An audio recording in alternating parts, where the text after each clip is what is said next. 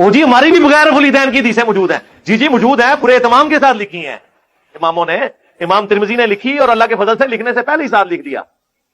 ہاں, رفع الیدین والی حدیث 256 نمبر پہ لے کر ساتھ لکھا کہ عبداللہ ابن مبارک جو کہ شاگرد ہیں امام حنیفہ کے, وہ فرماتے ہیں کہ جو رفع الیدین کرتا ہے اس کی حدیث ثابت ہے جو عبداللہ بن عمر سے ہے, اور جو رفع الیدین نہیں کرتا اس کی ابن مسعود والی حدیث ثابت ہی نہیں ہے. وہ کراچی کا مفتی کہتا ہے نہیں, وہ انہوں نے سند پہ بحث کی ہے نا. آج کل نا وہ ایک فتنہ ہے, جہلمی فتنہ جس کو کہتے ہیں, تو وہ رفع الیدین کا مسئلہ لے کر بڑی بک بک کر رہا ہے. اس نے ایمان اور کفر کا مسئلہ بنا رکھا ہے. اس کو یاد رکھ لیں, رفع یدین کرنے کے بارے میں بھی حدیثیں ہیں اور رفع یدین نہ کرنے کے بارے میں بھی حدیثیں ہیں, یہ یاد رکھ لیجئے. دوسری بات, جو بندہ رفع یدین کر کے نماز پڑھے اس کا مطلب یہ نہیں کہ اس کی نماز نہیں ہوتی, نماز ہو جاتی ہے, لیکن ہمارا کہنا یہ ہے کہ پہلے رفع یدین تھا, بعد میں میرے نبی نے منع کر دیا ہے. بعد میں میرے نبی نے منع کر دیا ہے. بہت ساری اسلام میں چیزیں ہیں, جیسے شراب کا پہلے حکم تھا, بعد میں منع کر دیا گئی, بعد میں اس کا حکم آیا. منع ہونے کا پتہ ہے آپ حضرات کو؟ اور بھائی پہلے جنازہ نہیں تھا, یہ مدینہ میں جب نبی پاک آئے, مکے میں جتنا عرصہ رہے جنازہ تھا ہی نہیں, مدینے میں آئے تو جنازے کا حکم آیا. بہت ساری چیزیں ہیں جن کا پہلے کچھ اور حکم تھا, بعد میں اور. تو ابتدا میں رفع یدین تھا, اس میں کوئی دوسری رائے نہیں ہے, لیکن بعد میں روک دیا تھا.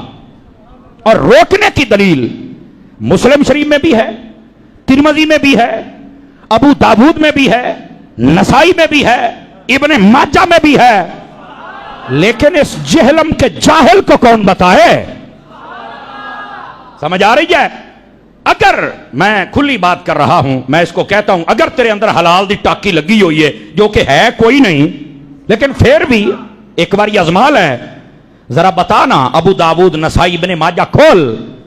انہوں نے پتا کیا کہ ادھر دیکھیں, پہلے صفحے پر انہوں نے وہ حدیثیں لکھی جس میں ہے باب رفع الیدین, رفع یدین کرنے کی حدیثیں, اور اگلے صفحے پر لکھا باب ترک رفع الیدین, رفع یدین چھوڑنے کی حدیثیں. مجھے اس بات کی سمجھ نہیں آتی, یہ اتنا بڑا جاہل اور اپنے چند ایک لونڈے لپاٹوں کو بھی جاہل بنا رہا ہے کہ تو وہ حدیثیں تو بیان کرتا ہے کہ جن میں رفع یدین کرنے کا حکم ہے, وہ کیوں نہیں بتاتا جن میں رفع یدین منع کیا گیا ہے. اور میں یہاں پر علمی بات بتا رہا ہوں آپ کو, رفع یدین کرنے کے بارے میں جو حدیثیں ہیں نا, نبی نے حکم نہیں دیا, یاد رکھ لیں. اس کو کہتے ہیں قولی حدیث, قول کہنا, حکم یہ نہیں ہے, یہ فعلی حدیث ہے. اس کا مطلب کیا ہوتا ہے کہ صحابی کہتا ہے میں نے دیکھا ہے نبی پاک نے یوں کیا, میں نے سنا ہے نبی پاک نے یوں کیا, مجھے بتایا گیا کہ نبی نے یوں کیا. وہ یہ نہیں دکھا سکتا, یہ جیلم والا یہ نہیں دکھا سکتا کہ نبی پاک نے کہا ہو کہ رفع یدین کرو.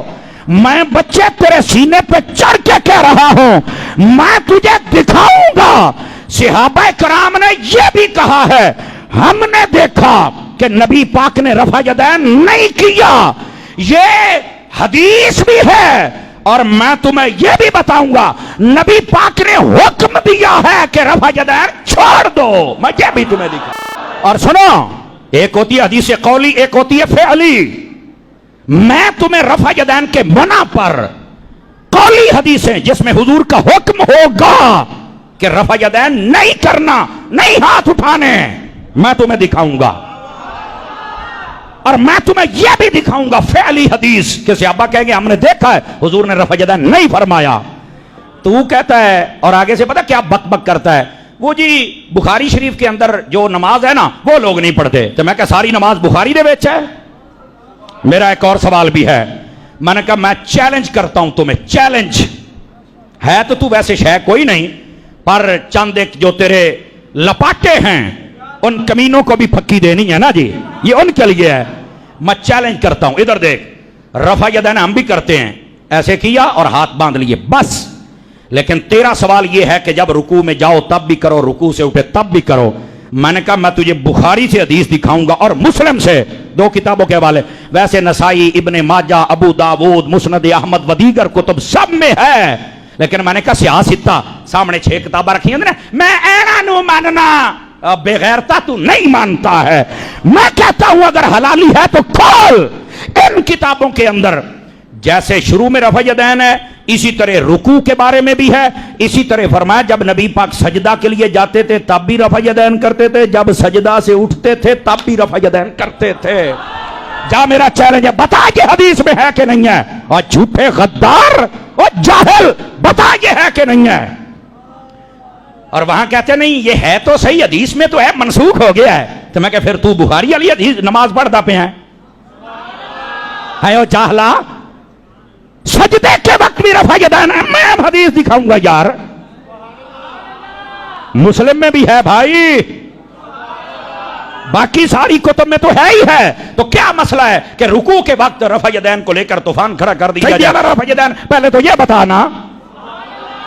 اور اگلی بات بھی سنو، کہتے ہیں جی یہ منسوخ ہو گیا ہے، میں نے کہا اے تو تینوں دسنا ہے، اور گندی شکل آ لیا، اے تینوں دسنا ہے، اگر سجدے کے درمیان رفع یدین ہاتھ اٹھانا اگر منسوخ ہے، ہماری دلیل یہ ہے کہ جو رکوع کے وقت اٹھایا جاتا ہے وہ بھی منع ہے۔